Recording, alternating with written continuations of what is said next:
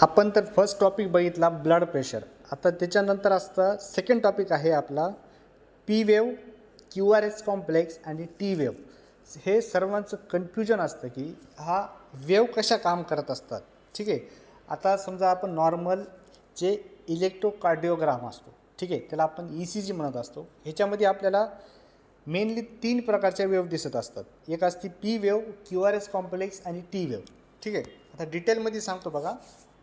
जी P wave असते, P वेव्हला आपण काय म्हणत असतो, ॲट्रियल डीपोलारायझेशन.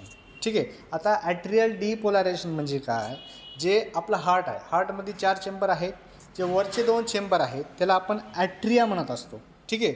आता ह्या ॲट्रियामध्ये काय होत असतं, आता डीपोलारायझेशन मीन्स कॉन्ट्रॅक्ट होत असतं. म्हणजे जी पी वेव्ह आहे ती आपल्याला जो ॲट्रिया आहे ते कॉन्ट्रॅक्ट झाल्यामुळं दिसत असते.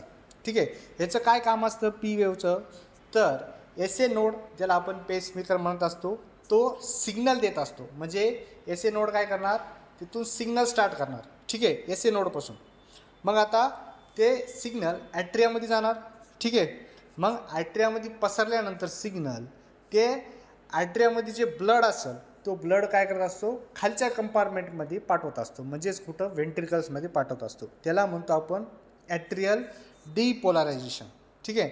सेकंड आहे क्यू आर एस कॉम्प्लेक्स, म्हणजेच व्हेंट्रिकल डीपोलारायझेशन. डीपोलारायझेशन शब्द आला की लक्षात ठेवायचं की तिथं कॉन्ट्रॅक्झेशन होत आहे. ठीक आहे. आता बघा ह्याच्यामध्ये आता वरचे 2 होते, पी वेव्हमध्ये वरचे 2 कप्पे म्हणजे त्याला ॲट्रिया म्हणतो असो. आता क्यू आर एसमध्ये खालचे 2 कप्पे त्याला म्हणतो आपण व्हेंट्रिकल्स. आता व्हेंट्रिकल्समध्ये काय होतं, कॉन्ट्रॅक्शन होत असतं. ठीक आहे. मग ह्याच्यामुळे काय होणार माहिती आहे का, जे एस ए नोडपासून सिग्नल आलेले आहेत किंवा इम्पल्सेस आलेले आहेत ते कुठं जाणार, आता A V nodes, A V नोड्सपासून bundle of His, bundle of हीजपासून पर्कन्जी फायबर. ठीक आहे. असे इम्पल्सेस जात असतात. मग आता जे व्हेंट्रिकल्सचं कॉन्ट्रॅक्शन होणार. ठीक आहे. आता व्हेंट्रिकल्सचं कॉन्ट्रॅक्शन झाल्यानंतर तिथं जे ब्लड आहे ते ब्लड्स कुठं पाठवलं जातं, लंग्समध्ये. याला म्हणतो आपण क्यू आर एस कॉम्प्लेक्स. ठीक आहे. आणि हा भाग सर्वात मोठा आणि जाड असतो त्याला म्हणतो आपण Q R S complex. Complex म्हणजे मोठा. ठीक आहे. नंतर आहे टी वेव्ह. टी वेव्हला काय म्हणतो आपण, व्हेंट्रिकल रिपोलारायझेशन. आधीच्या ज्या 2 होत्या डीपोलारायझेशन होत्या म्हणजे तिथं कॉन्ट्रॅक्शन होणार. आता रिपोलारायझेशन म्हणजे इथं रिलॅक्झेशन होणार. म्हणजे टी वेव्हचं रिलॅक्झेशन होणार. ठीक आहे. ह्याच्यामध्ये काय होणार माहिती आहे का, आता जे व्हेंट्रिकल्सनं ब्लड पाठवलेलं आहे कुठं, लंग्सला, आता तिथे काय होणार, ते रिलॅक्झेशन होणार. म्हणजे पुन्हा एकदा ती सायकल चालू होणार. ठीक आहे.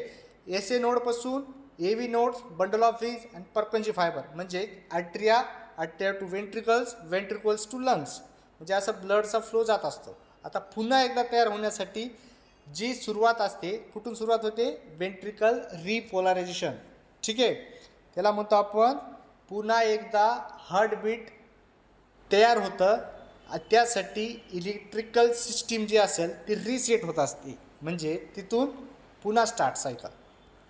ठीक आहे. कळालं. सोप्या शब्दात सांगतो, लक्षात ठेवायचं असेल तर पीला म्हणायचं आपण प्रिपेअर, क्यू आर एस कॉम्प्लेक्सला क्विक पंप आणि टी वेव्हला टाईम टू रिलॅक्स. ठीक आहे. 2 डीपोलारायझेशन आणि शेवटचा रिपोलारायझेशन. डीपोलारायझेशन म्हणजे कॉन्ट्रॅक्शन आणि रिपोलारायझेशन म्हणजे रिलॅक्झेशन.